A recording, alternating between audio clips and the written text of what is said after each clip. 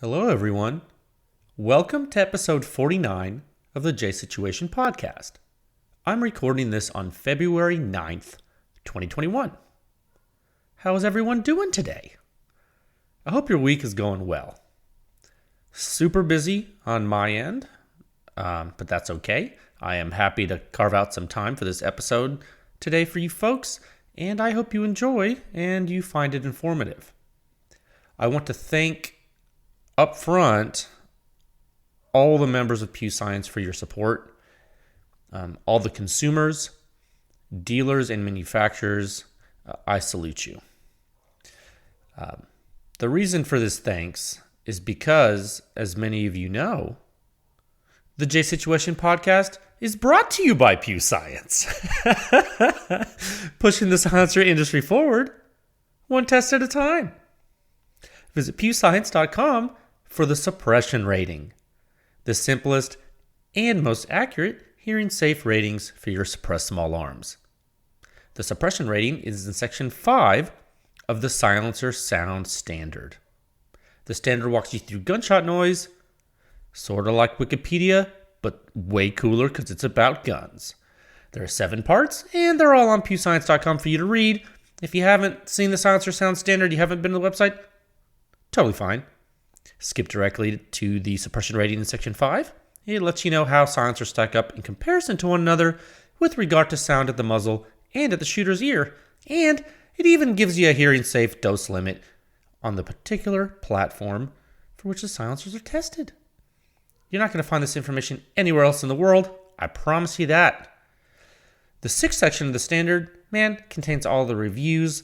You can go and check it out really in depth for all the reviews there. A lot of data for every silencer. And if it's too much for you, it's too much data, that's okay. We've made it easy. The final section of the standard, section 7, is PEW Science Rankings. It contains a simple database tool for you to sort and view the suppression ratings of all the publicly released test data there. And, if you see something you're interested in, there are links to the individual reviews in the database. So you can go wild, okay?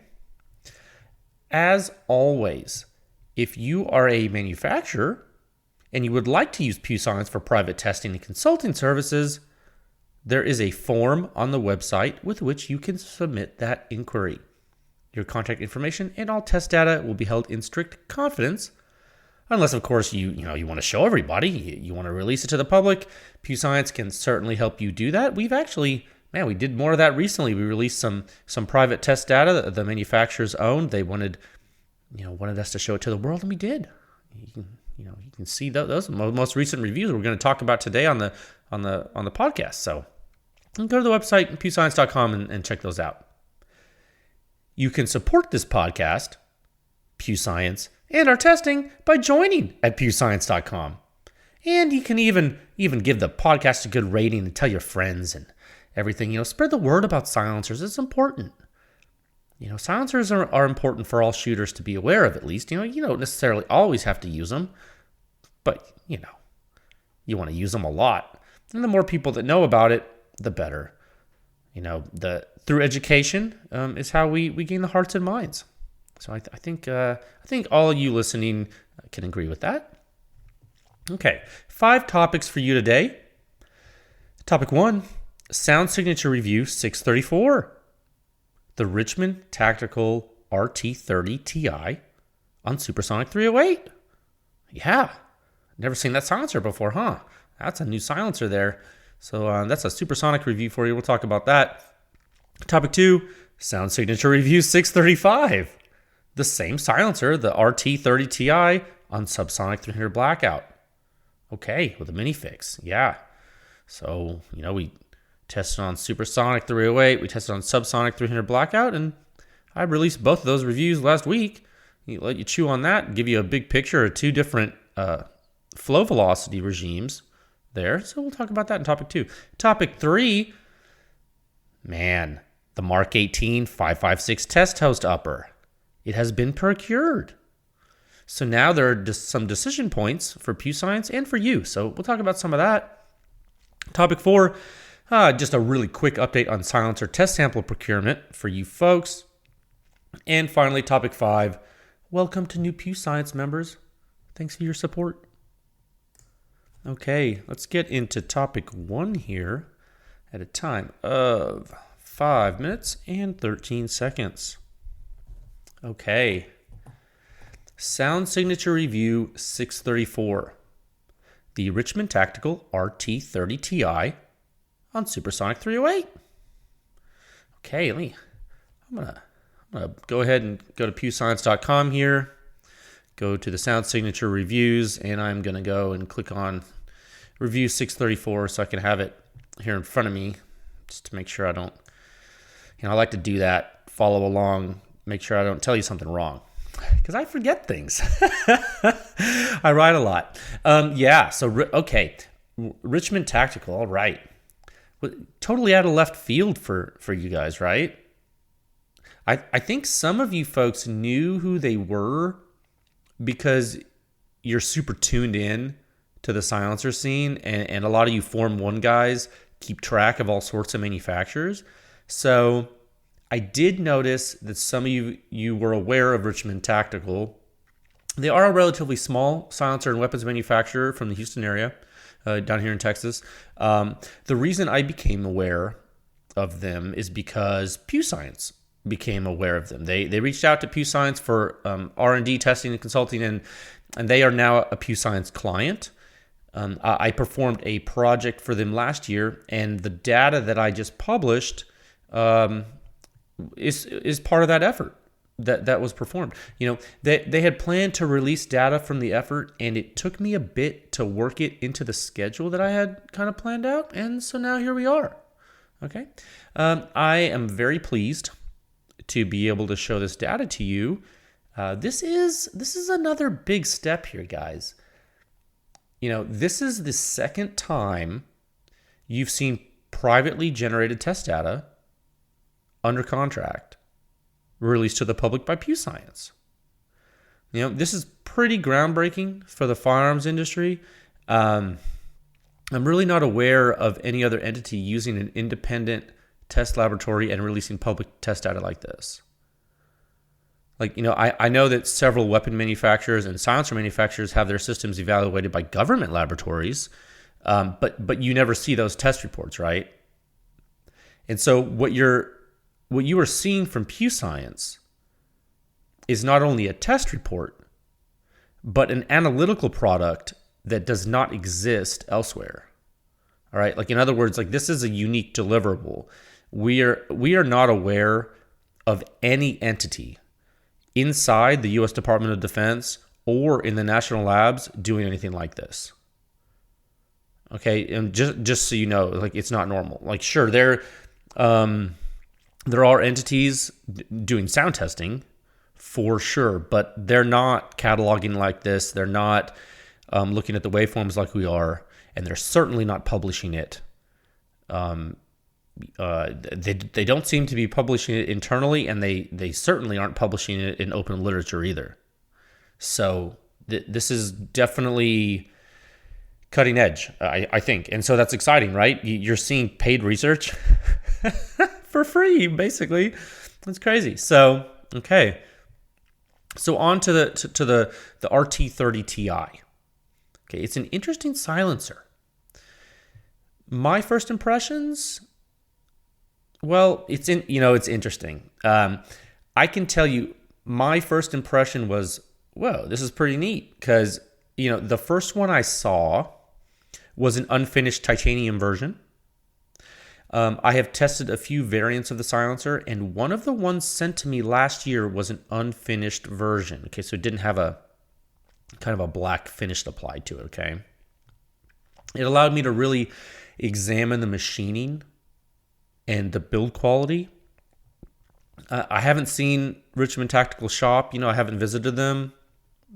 And frankly, I haven't spoken with them much about their manufacturing process, other than just cursory details, because, I was more concerned with evaluating the performance of the systems, you know what I'm saying?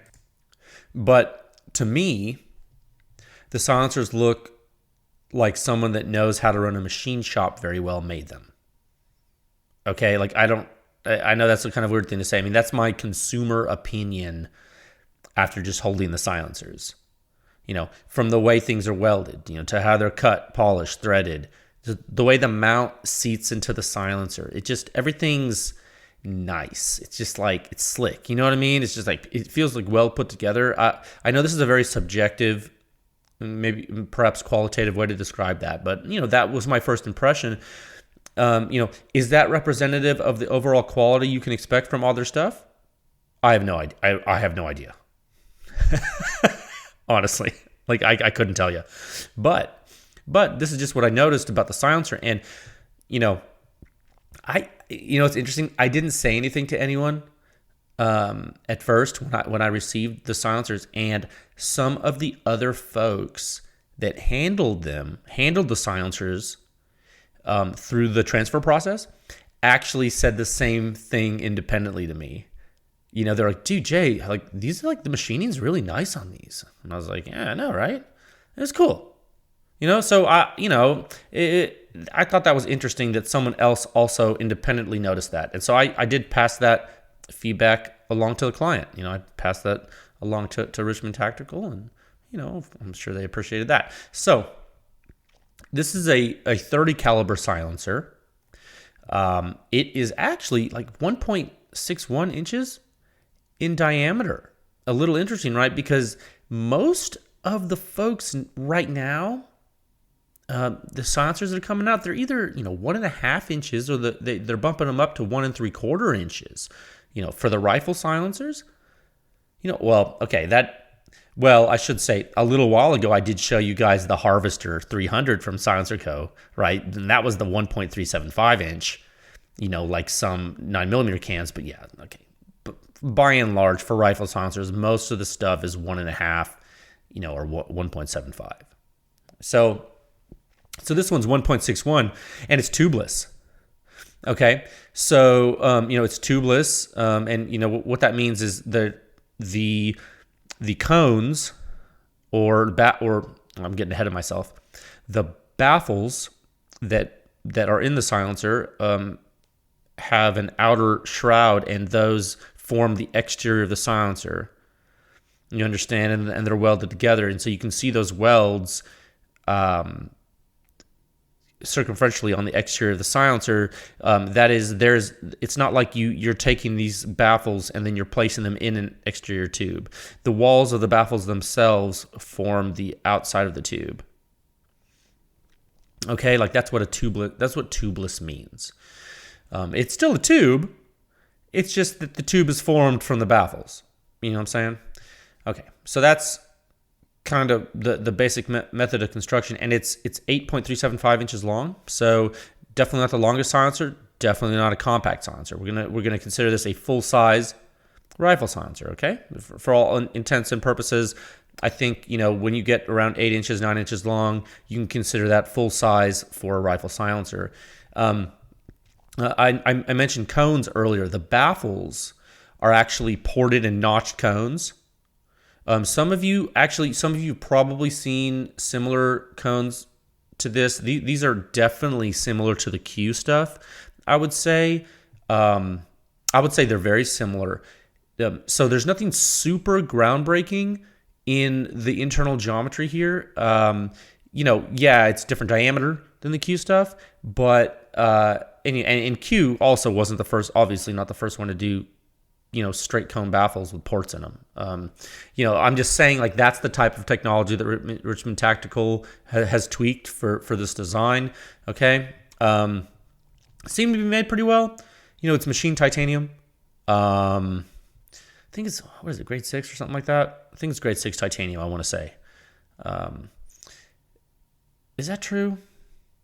Yeah, I think it is. There are a couple of versions. There are a couple of versions of this silencer available with different mounting systems, right? So, like, you can get these with the standard, 1.375 by 24 threads per inch rear threading, like, that universal mount rear end. You can get them like that from Richmond Tactical. I believe they offer that. But the silencer I tested for them was actually the one that mounts directly to their rear brake mount, their proprietary mount, okay? And that brake mount, it's also similar to the Q stuff a little bit. It's not, I wouldn't say it was as similar as the baffles, but because there are some key differences in the Richmond tactical taper mount. It is similar to a cherry bomb in that it has a forward seating and sealing taper. So that's a taper that it indexes on and seats, and also seals the gas flow. Okay, so that's a you're all kind of used to me talking about that. But the difference is here that the threads are coarser. Okay, the threads are definitely coarser, and the taper's shallower, and the brake is it's a functional muzzle brake. It's a two-port brake. Okay, and it has two major ports, and then I think it has some smaller ports on top. It has rear wrench flats for removal and installation that can be accessed when the silencer is installed. Okay, so like let's say you put the mount into the silencer, you could actually remove it.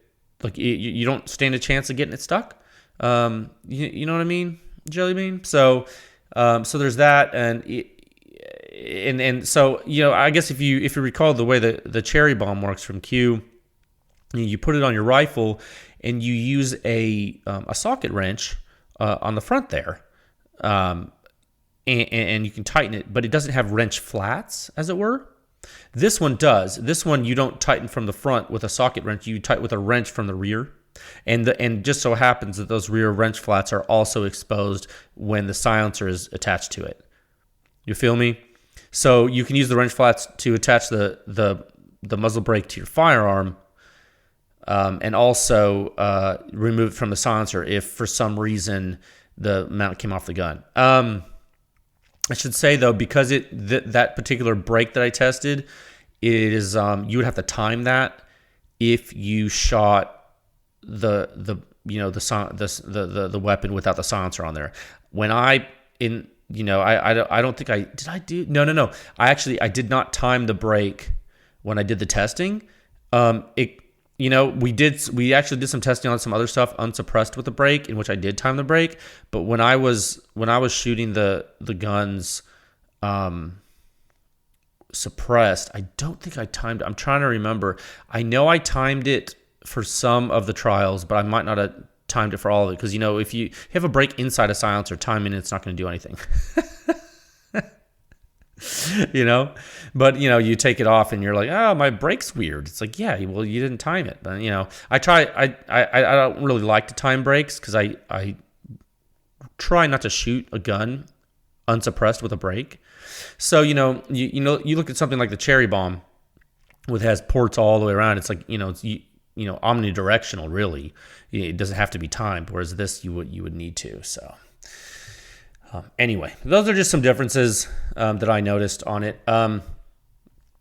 In total, the entire system, so the silencer plus the brake, weighs 14.3 ounces, so pretty light for how large the silencer is. 12.8 for the silencer, 1.5 ounces for the brake. All right, the brake's stainless, like the brake's 17.4 heat treated stuff. Okay, so it's not that heavy. The whole system, it's really not for how big it is. I think it has a lot of baffles. It has 11 baffles. I think I counted those. Yeah, 11. So how are they tackling the suppression problem here? Well, they're throwing baffles at it, man. They're trying to trap as much gas as they can, trying to slow down gas as much as they can. Okay, they're using resources. A lot of folks are doing different things with silencers. Sometimes brute force is a method that works. And if you can make that brute force method work efficiently in the design envelope, then sometimes simple is good. I know that I see Q do that a lot. Not to deviate too much from this, but it does bear repeating, because there are some similarities. A lot of stuff that Q does is very simple, and some of it you can kind of tell that engineers are running it, running the designs, because it's almost deceptively simple, because it has an efficiency both for performance and manufacturing efficiency. It's very efficient in the geometry they're using and the way they're doing it. And there are some similarities in this Richmond tactical design. Whenever you can, for example, make a monolithic piece of material with very simple geometry, and then drill holes to port it, and it's just very straightforward. There's nothing crazy. I'm not seeing anything crazy in it, and so like I'm starting to kind of come up with these terms that I kind of describe for science or design philosophy, and I would call these type of designs brute force designs, in that you are really just repeating a simple geometry continuously. You're looking for the most efficient weight envelope with the least material possible, and you're trying to make it do multiple flow regimes in a combo in a way that you're really not paying attention to a lot of different changes as you go down the stack for gas flow. You're doing a little bit of stuff, but not a lot. It's interesting. It's definitely a design philosophy that's been working. It's been working for SIG and Q. When Ethan and Kevin were at SIG, it was working for them there. I think it's working for them at Q for what they're doing, and I think it's working for Richmond Tactical. Richmond Tactical is doing it a little differently, but I think it's definitely a smart, efficient way if you're going to be making something over and over again. So how does the silencer do with supersonic flow? How did it perform on the supersonic 308? Well, did they port enough and notch enough to get the flow through the stack? And yeah, I think they did. First of all, 40.3 overall suppression rating. Okay, so that's a 40.1 at the ear on supersonic 308. Okay, 20 inch. So that's competitive with many of the large manufacturers. All right, so you're basically, this thing is suppressing supersonic 308 in a very similar fashion to the Sandman L and the Sandman TI, but then it has a little bit lower back pressure than the Sandman L, and it's lighter, right? It's not as durable as the Sandman, because those are stellite baffles, but I don't think that's the design intent with this thing. This thing's way lighter. Let me go to the review. Let me make sure I'm not missing that.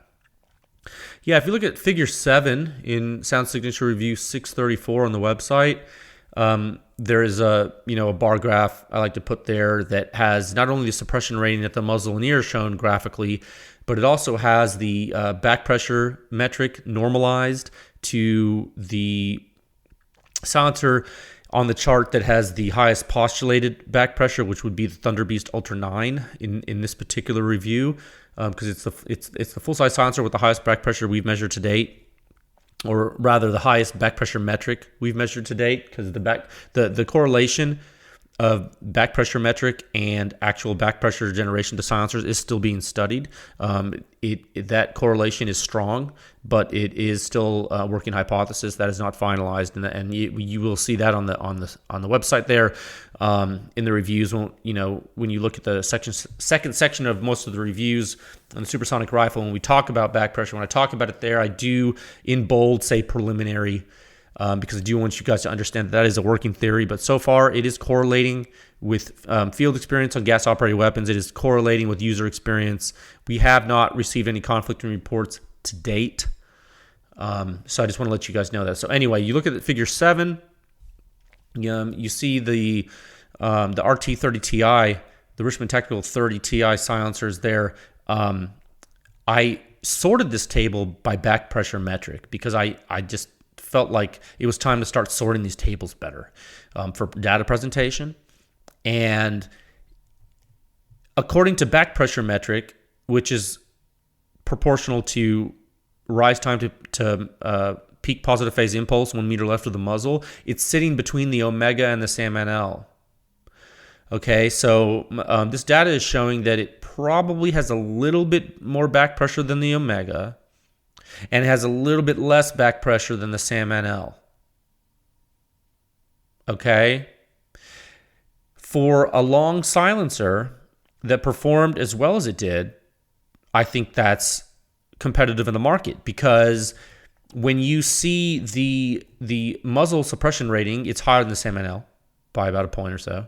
And then the ear suppression rating is higher about a point, by about a point or so, but it has a little bit lower back pressure than the SAM-NL. So basically, it's outperforming the SAM-NL in every respect, in sound signature and flow, except for, I'm assuming, durability. I mean, not that I've done a durability test on the Richmond Tactical Silencer, because I haven't done that, but I'm assuming because it's titanium, you could not subject it to the same level of abuse you would a SAM-NL. SAM-NL is a machine gun silencer, so yeah. Anyway, but yeah, so Richmond Tactical, 1.6 inches in diameter. It's a little bit bigger in diameter than the SAM-NL, and it is beating it in back pressure too. The Omega is a lot smaller. It is a little bit louder. It's louder to the shooter than this Richmond Tactical Silencer, but by not significantly, which just speaks to how good the Omega is. So yeah. So okay, that's kind of how it lines up in the market there. This thing, and so how does it do to the Q? How does it compare to the Q silencers, right? So like how if you wanted to look at a Q silencer that would be the most similar to this, it would be the Thunder Chicken, right? Because the Thunder Chicken has a cherry bomb, just like this Richmond Tactical Silencer has a break. And the Thunder Chicken would be the full size 30 caliber silencer from Q. Well, the Thunder Chicken is quieter. It's quieter at the muzzle and the ear by about a point at the ear, and I think maybe a couple points at the muzzle.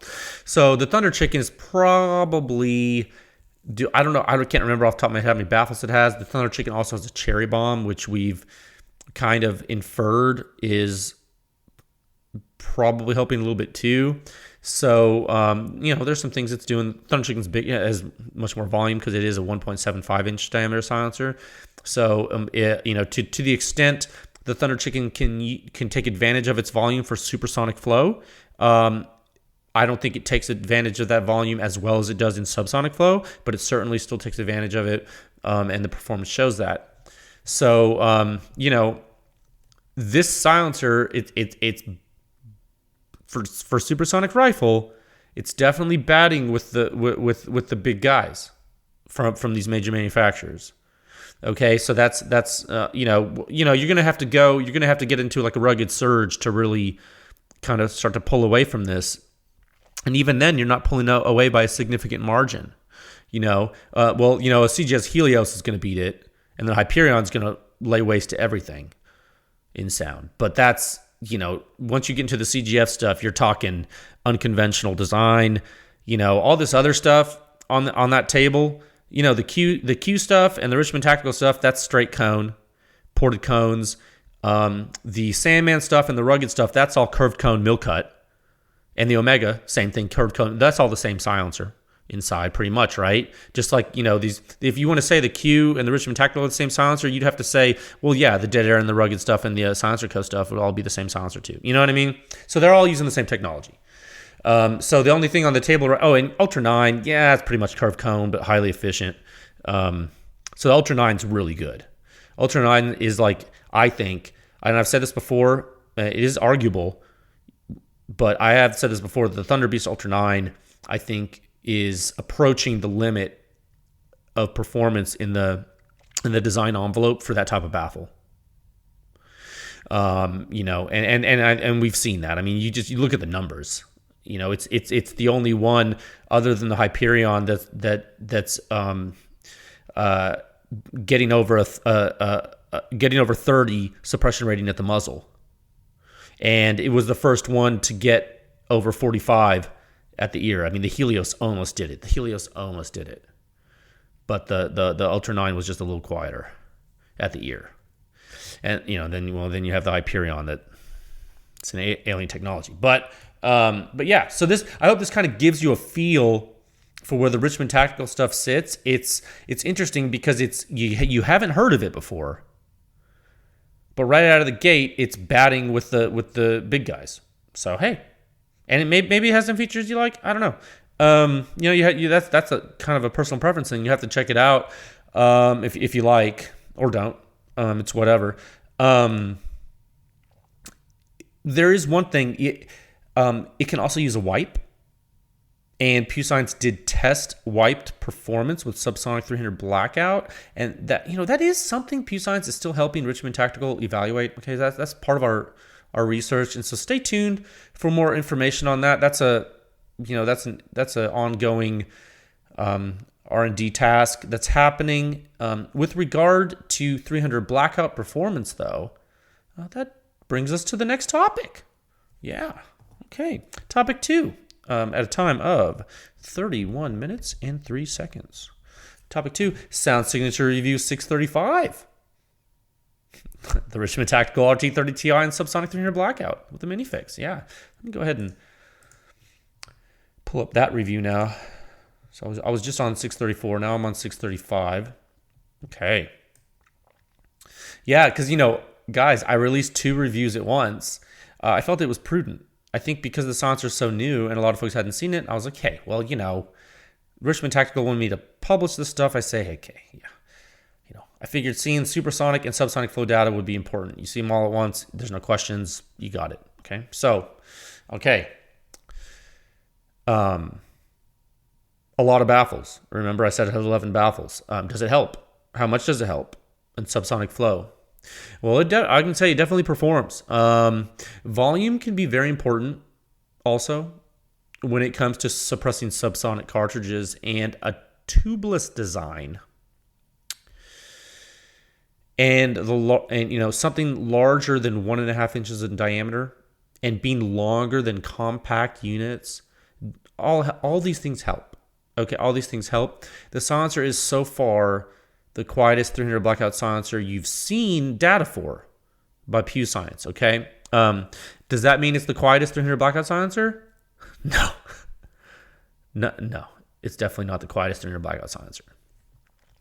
But it's edging out the half Nelson from Q at the muzzle, and I think it almost catches it at the ear, which is pretty respectable. Let's see, the overall suppression rating on 300 blackout for the silencer was 55.7. All right, you're sitting smack dab in that 50 to 60 zone. Okay, that is pretty good. That's a full range day of shooting with this thing. Okay, you can put this on a mini fix with subsonic ammo, and you can shoot this all day. Okay, that's where you want to be. That is a comfortable sound signature amplitude for most shooters. Most shooters are going to be comfortable with that type of suppression for subsonic 300 blackout out of the mini fix, okay, out of a bolt gun like that. I think that being in that zone it's now. I'm not going to sit here and tell you it's perfect, because I'm here to tell you haven't seen some stuff yet, and you're going to be like, what? So 55.7 is good, but you just got to be a little patient with me here. Let me go to the rank. I'm going to go to the rankings table. This is going to help me explain this to you. All right, I went to section 7 of the Silencer Sound Standard on PEWScience.com. I am going to sort by ear. So I'm going to sort by ear suppression rating descending. Okay.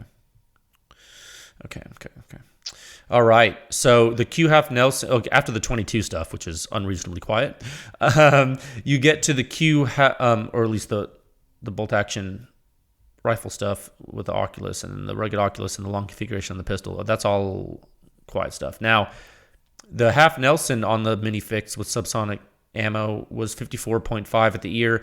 The Richmond Tactical was 54. So, I mean, super similar at the ear overall, guys. And then if you look at the muzzle suppression rating in the table right there, the Richmond Tactical overall was quieter than the Half Nelson by about 2 points. So, and 2 points when you get up in the suppression rating scale, that's meaning something. So it is quieter than the Half Nelson, and that's why it does have a little bit higher composite rating.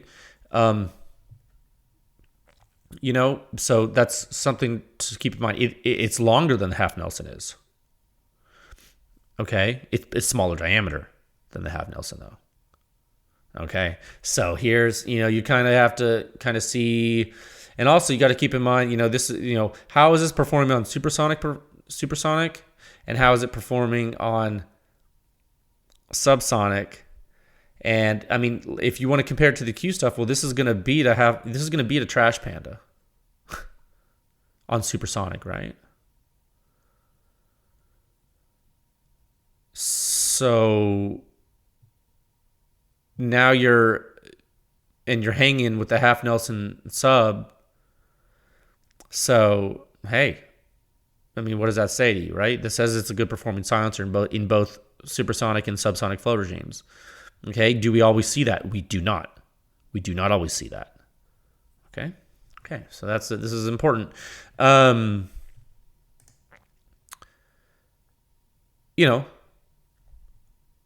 Something else actually, and this is actually something that's actually more notable. It's the first round pop performance of the RT30Ti. This is something I didn't talk about on supersonic on the previous topic, but I'll hit both that and subsonic here. The first round pop is there. You can notice it. I remember shooting it. I remember noticing it. The data says you notice it in my analytical hearing models, but it's not super crazy. On subsonic 300 blackout, where it can be really bad with silencers, the first round pop of this silencer is not nearly as severe as with the other silencers you've seen so far.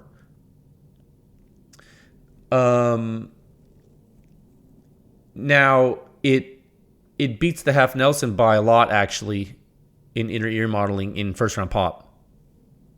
Okay, it does. It does beat it by a bit. I can't wait to show you members subsonic 300 blackout first round pop articles. Oh man, I can't wait to start writing those because I feel like that is so important for a 300 blackout silencer. I mean, I think it's important for all rifle silencers, but 300 blackout especially because you're really trying to be quiet. Man, yeah, stay tuned for that. I think that's going to be useful. So I don't know, man. I think that the silencer, it beats the Half Nelson on first round pop, I think due to the length. Due to the length of the silencer. It makes sense, right? I mean, it has more baffles. And there's some other factors too to consider with that. But I think this is a big one.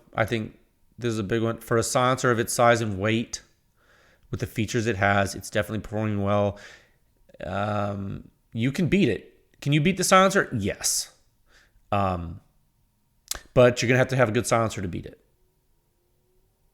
Okay, and I'm telling you, look for this design to be a player in this space. I would think in this market space. I think I don't think I would have even known about this if Richmond Tactical hadn't contacted me for testing. There's so many dang silencer companies out there. I just want to say that. But hey, here we are now. Right? They're in there now. And are there other things like this out there that folks are making? Maybe there are. I don't know. I mean, will I test them? Yeah. I mean, probably eventually. If other manufacturers are listening, hey, you know where to find us, pewscience.com. This is just the beginning. So if you think your silencer has what it takes, or if you just want to showcase its performance to the world, or you just want to have it evaluated independently, and who knows, like if it's awesome, maybe folks, and you want to publish it publicly, hey, maybe folks see that and you bring something super cool to the market that folks want. I mean, hey, a lot of folks need silencers. So I'm here to help you folks showcase performance in a fair way. All right? Level playing field, silencer sound standard testing, independent for everyone. All right? Okay. I mean, that's it. So, overall, my thoughts about the silencer, it's cool. I mean, it's a little different in just the exterior geometry. It's definitely an option for folks. Performs well in first round pop. Doesn't have, it does have first round pop, but it's not extreme. You can use a wipe if you're into that. It's light, good mount, good quality. Yeah. So check it out if you're interested. You can go there on pewscience.com in the reviews there. And I believe I did put a link to Richmond Tactical's website there for you in the review there if you would like to go and look at pictures of it and all their options and stuff. And I'm sure if you have any technical questions about it, you can reach out to them and they'll be happy to answer you. Okay. All right. Let's move on to topic 3 at a time of 41 minutes and 25 seconds. Okay. Oh, man, this is kind of an interesting one. The Mark 18 556 test host upper, it has been procured. And so now there are some decision points for PEW Science and for you. Okay. Oh, my goodness. Yeah. So the humanity. I'm going to post a picture of this crazy thing with this episode so you guys can see it. I think some of you who follow me on social media and follow PEW Science on social media have already seen a picture of the upper and some stories I ran, but I'll put this in a permanent post so you can see that it does exist.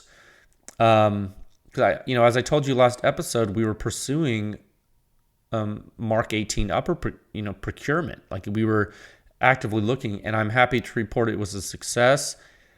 Charlie's Clones out of Virginia delivered the Mark 18 upper to us safe and sound. Shout out to the owner, John. Thank you, sir. Very generous pricing he gave PEW Science to help us, and all of you out. So if you see that dude, thank him because he really helped PEW Science.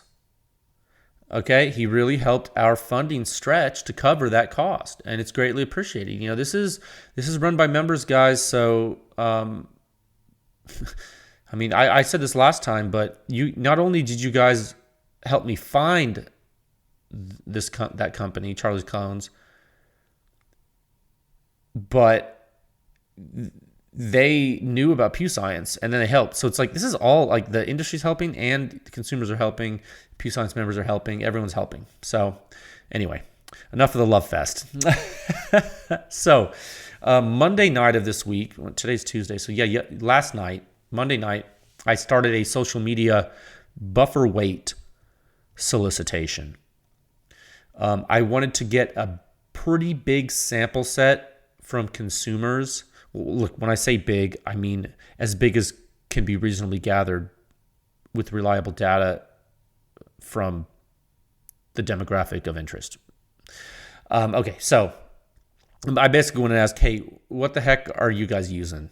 And, with the 10.3 inch carbine gas system length, the Mark, which is what the Mark 18 is, and specifically with the 070 inch diameter gas port, the 700ths of an inch diameter gas port, with a fixed gas block there.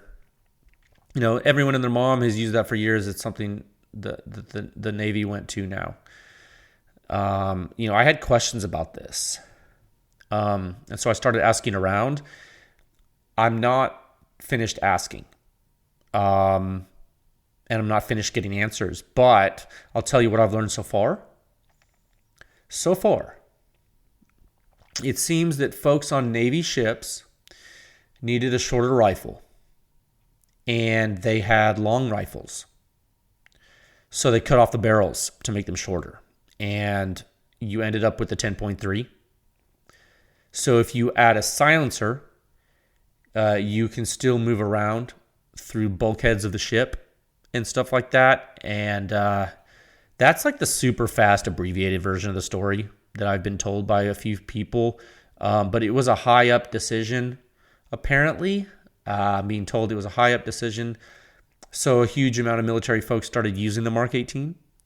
And that's what this 10.3 inch upper is. That's what that is. I hear folks are going to start moving to something with a longer barrel, probably an 11.5 inch with a carbine length gas system.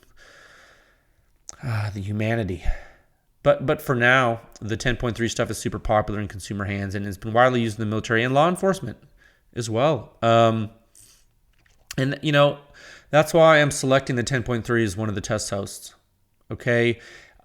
And another reason is because it's probably the shortest AR-15 barrel in 5.56 that makes any sense at all. Like, I don't know why you would go shorter than this.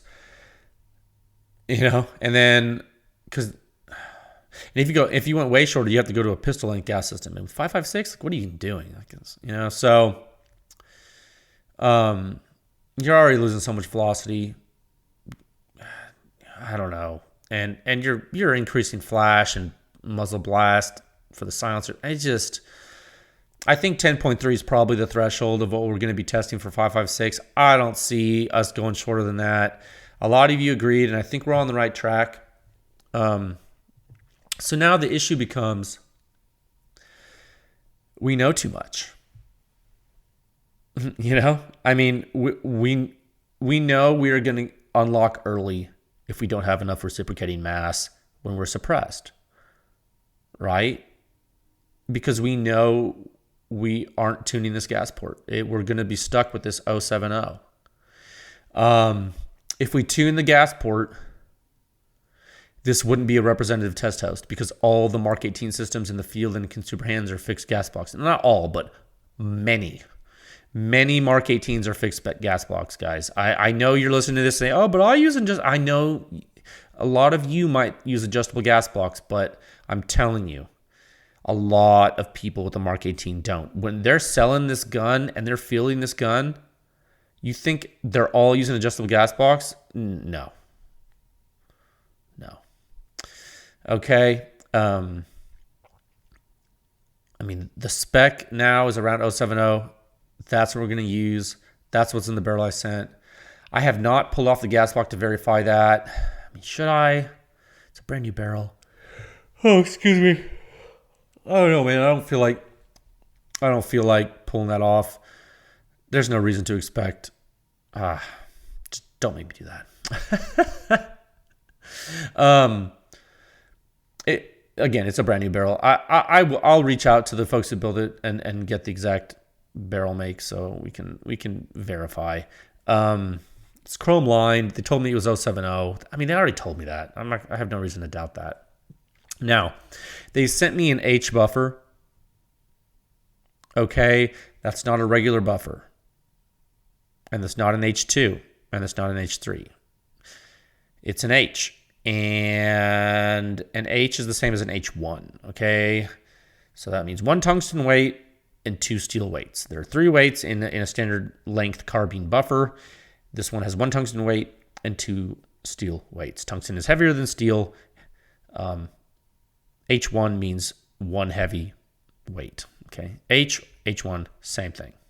You got H and H1, which is the same thing. Then you go H2, H3. Okay, then you get up to buffers that are larger, like rifle buffers, and you can do other things. Okay, so like I said earlier, I did a solicitation on social media. All right, and that actually, as of the recording of this podcast, about an hour or so ago, roughly, it ended. Our survey is complete. Looking at the results, I haven't cataloged all of them yet and done a data reduction, but from observing them, we're basically sitting at an H2 in consumer hands in law enforcement hands and military, including SOCOM. That's what folks are using. I spoke with a couple of armorers for law enforcement agencies. Some of them that have pretty large agencies they do the weapons for, like hundreds of guns. Spoke with some military guys, spoke with some SOCOM guys, spoke with some manufacturers, and then the consumers, like, the subset of responses from consumers through social media that follow me and follow PEW Science. Look, it's people interested in silencers and using silencers, so there's definitely going to be a slant in some of that data. They're going to be more educated.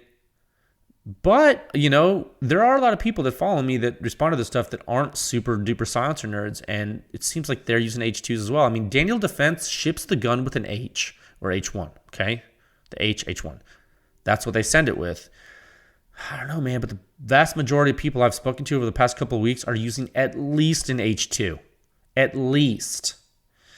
And some are using an H3. Okay? So, and a lot of people, I wouldn't say a lot, but several people are mentioning using different springs. I see absolutely no reason to change the spring in this gun from the carbine spring right now. I don't know why I would do that. We're not doing that. We're not adding another variable. No. So, I mean, there could be a benefit, but that's not the goal here. So there's two scenarios. Scenario one, we go with an H2. This lets us mimic a large enthusiast sample set and operational sample set and not beat up the gun. Okay?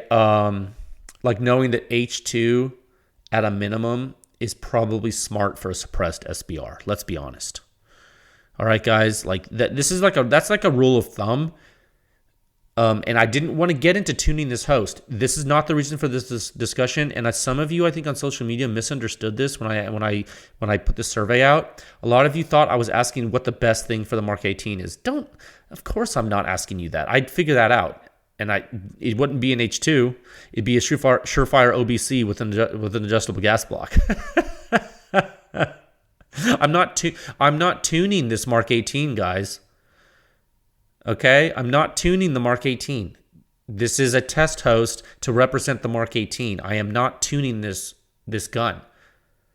Okay, I don't mean to be rude, but I got to tell you this because if you've been following what we're doing here, you understand it. If you don't, now you're understanding. Okay, let me just say that for those of you new to the podcast, new to PEW Science, we are procuring test hosts to do the official 556 testing, and there will be several different hosts. So stay tuned and let me continue this discussion. But I just want to let you know that this is not a tuning discussion. This is a test host characteristic discussion. Okay, it's different. So back to what I was saying. In general, it's usually smart to use an H2 for if you're tuning your gun, right? So as a result, that's what people are using in the wild. Because this weapon platform has been out for such a long time, the actual guns in use have been somewhat tuned. I mean, not only the buffer, but they freaking changed the gas port size. Daniel Defense was shipping these things with like a gas port that was like over 8/800ths diameter of an inch, over 8/800ths of an inch in diameter, and they actually, which was what was that doing? Well, it was resulting in a severely overgassed weapon due to the short barrel, meaning there's very high pressure going to the gas port during dwell time, and the dwell time is not super. I mean, they say this dwell time is short. All these people are telling me, oh, the dwell time is so short. No, it's not. It's not 11.5-inch mid-length short. That's short. Okay, so you use super high pressure to the gas port for a pretty normal amount of time. That high pressure for that amount of time, you're going to beat up your gun. And so Daniel Defense shrunk the gas port. And then people started adding H2s as well when they shrunk the gas port. So it's 070 gas port with an H2 is what departments units and consumers have been using. Okay?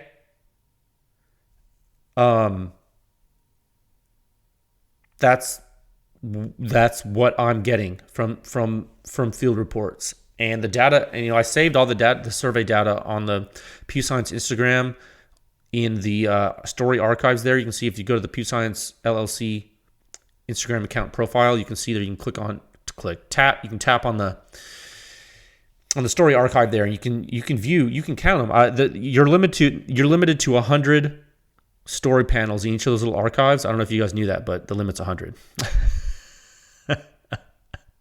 I think it's 100 because I hit it on a couple of them. And so I had to make new ones. So on this one, I threw away some of the responses that were not useful because people didn't read instructions, and then I just limited it to 100. So there's 100 there. So we have 100 data points, roughly. Okay, which is pretty good.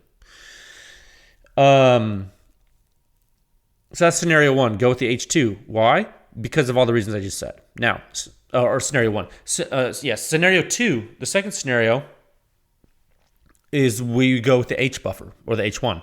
Okay, H and H1 are synonymous. I keep saying that. I do not want confusion. The Daniel Defense Mark 18 ships with an H buffer. H is the same as H1. Okay. Are people running the gun suppressed with an H or H1?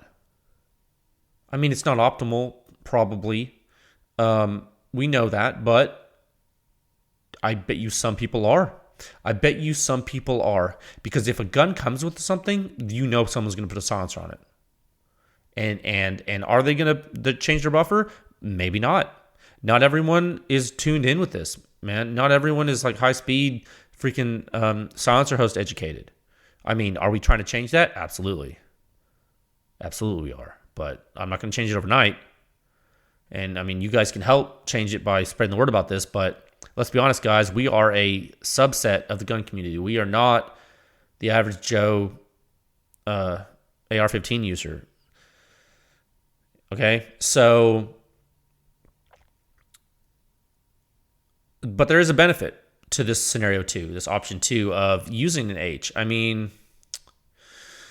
just remember, man, the goal of this test host was to be the unoptimized SBR host for 556. You feel me? And so, which silencers would possibly do better on a system like this? Possibly those that balance back pressure with suppression better. If you just had an H1 in this thing, if you just had an H buffer in this, what silencers are going to do the best? The ones that have super low back pressure, but can still suppress. Also, possibly the silencers that don't cause the weapon to overfunction. That's basically what I'm talking about. So it's picking an H buffer does have some merit. It's not without its merit. It's not without positives. Now, if we tested that, if we used the H buffer, keeping in mind that our 11.5-inch mid with adjustable gas and Surefire OBC, which is equivalent in weight to an H3 plus mil-spec carrier, that's the next SBR host, right? So we would be bounding the performance of a silencer, To say this clearly, on one end, you have a 10.3 carbine gas 070 fixed port H1 buffer. Possible overfunction? Back pressure sensitive. On the other end, you have 11.5-inch mid-length gas, H3 or OBC, call it whatever you want, with tuned gas. No overfunction. Not nearly as back pressure sensitive, right? So two extremes.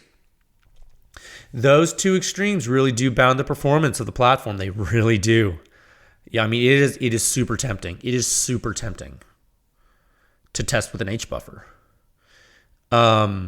Because what this would really do is it would let you see the worst and best performance of the silencer on a short SBR.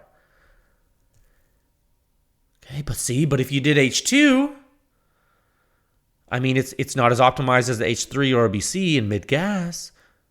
So we're still bounding the problem with the H2. Right? If we pick H2, we're still bounding the problem, but now we don't have the H1 answer. And anyone who uses an H1 may have worse performance than the data shows on the website. You feel me? The results will end up being unconservative for a portion of the population that we have not quantified. Okay? So with the H1, at least we know that, that is somewhat worst case. Although there might even be people using just regular old carbene buffers and not they're lighter than H1. Oh my God, could you imagine? But I mean, even Daniel Defense isn't selling guns like that. So I'm going to say that fraction is not significant that are using even lighter than H1. So but you guys see the conundrum now, right? You see why I did that survey. I mean, we can, I don't know, we could do both H1 and H2, but then someone's going to ask for H3 on the 10.3, and I'm not doing that. Yeah. So, I mean, we're not going to do all of them. So let this marinate a bit. Think about it. Okay. I'm still doing research. We have a lot of data now. Now we just got to make intelligent decisions with the data we have. Okay. I hope that the arguments I've laid out are logical. I hope they've given you some things to think about with both of these choices. I'm not going to put this to a vote. Okay. Like, that's not how this works. I ask you for feedback, but this isn't a democracy. Okay. So I'm going to make the decision. I do appreciate, and I will listen to your feedback, and you may bring up good points that may sway my decision, but I will be making that decision. I still have a couple of folks to speak with. I'm going to be speaking with some military armorers, spoken with some military guys already. Like I said, I've spoken with some SOCOM guys. But so I mean, consumers are a big part of this, but so is the military. And I'm satisfied already with the LEO. With law enforcement, I'm satisfied. I've spoken with enough folks from LEO, like directly and indirectly, to where I'm satisfied they use H2. Military, I'm pretty sure they're using H2. Consumers, we know they're using H2. So there's a high probability we pick H2 guys, but I'm going to be double sure, 100% sure before I pull the trigger, because I'm not doing this again. Okay? All right. Because, once we start building the data set, we're blowing and going. You feel me? Okay. All right. Let's move into topic 4 at a time of 1 hour, 2 minutes, and 53 seconds. Okay. Topic 4. Yeah, real quick. Silencer test sample procurement updates. Nothing like super specific to tell you about, other than the fact that I know a lot of PEW Science members listen to this. So, since you're making this happen, you deserve updates, and that's why I'm giving to you. I think as a courtesy, I think it's prudent. And so, yeah, it's an easy way for me to distribute information to you guys. So we are getting shipments this week. Shipments are imminent for some highly desirable test samples. I actually, I might be asking some of you guys for some muzzle devices for some stuff. I might have actually solved that problem right before I started recording this.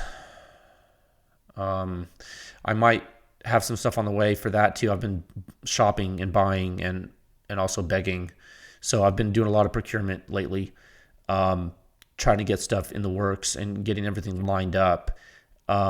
Right now, we have a lot of stuff in the pipeline. I'm very pleased. It's shaping up. It's going to be a good 2021, guys. PEW Science is going to be gangbusters 2021. This is going to be awesome.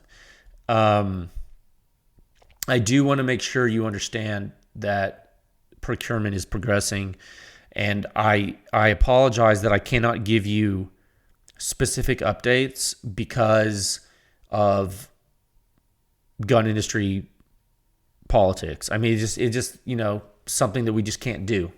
And that's not any fault of any of you guys. That's not your fault. That's not PEW Science members' fault. Don't you ever worry about that. That's not suppliers' fault. Don't you guys that you're listening, don't you ever worry about any of that. That's not your problem.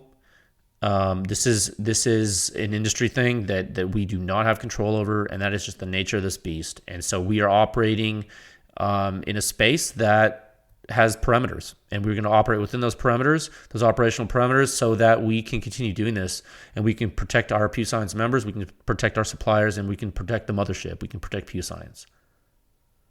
Okay, that's at all costs. Okay, so that's why I have to be vague on some of this, but it's okay. All right, I think I've earned your trust so far. If not, I'll stick around. We're going to satisfy requests from PEW Science members, and we're also satisfying requests from public needs, and we're satisfying requests for data points in general. So don't you worry, procurement is ongoing. It's a mix, because there are certain companies that test with PEW Science because they want to advance their own R&D and the industry. So we have that on our side, which is really cool.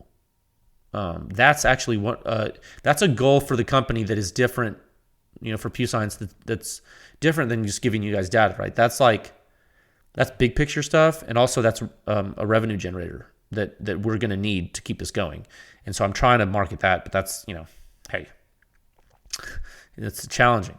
But it's going, and it is increasing. And so we have that. You can put that in the positive column, but there is, not to be negative, but, there is opposition. There's definitely opposition. And, like I said, PEW Science has to serve our members, and we have to serve the community in a way that navigates these obstacles. I mean, that's what we're doing. It's reality. So there's no perfect way to do this. There is no perfect way to do this. There is only what I am doing. And trust me that I think I'm doing it in the best way possible. And your feedback helps me. It does. You guys have a lot of great ideas. And, like I said, I always say I can't do this without you guys. I think at the end of the day, the public's going to benefit the most from how I have decided to run this effort. Okay.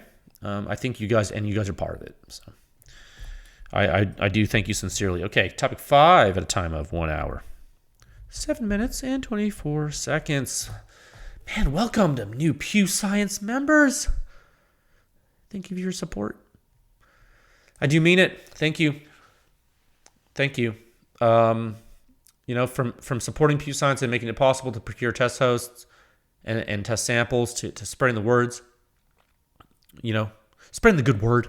It's like evangelical PEW Science members, so to speak. Spreading the word so folks like Charlie's clones are more likely to know about it. I mean, could you believe? I still can't believe it. Last week, whenever I was like, man, anyone know where I can find a Mark 18? And then all these members email me, and then they're like, oh yeah, Charlie's clones. And then I email Charlie's clones. They're like, oh, you're a legend. I was like, okay, for one, don't call me that. For two, that's terrifying. They're like, oh my gosh, blah, blah, blah. And I'm like, I couldn't believe it. Which means that there is no other way that they knew about PEW Science other than, it's got to be members, man. It's got to be you guys. It's like, am I spreading word that much? I don't know. Maybe it's Google. I don't know, but I don't know how they found it. But that's I think a direct result of the enthusiasm you guys are having. And I think you're sharing it with me. I think we're sharing it together. So that's cool, man.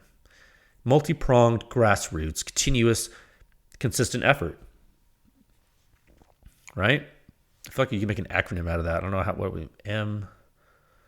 multi-pronged, grassroots, continuous, MGR. I need more vowels. We'll figure it out. We'll make a backronym. It'll be awesome.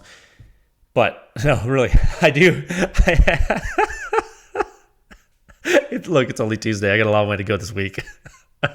Thank you so much. I really do appreciate it, guys. Like I said, with this episode, I'm gonna go ahead and I'm gonna post a picture of the Mark 18, and I actually put a flash hider on it for some special sauce that you've probably never seen, or you might have seen it before. I might have posted a picture here and there of this thing, but you're going to see some crazy prototype silencer on that too. And I'll put the 11.5 inch mid-length gas upper next to it, so you can kind of see how this thing, like, how it kind of fits with regard to size and the size envelope of interest.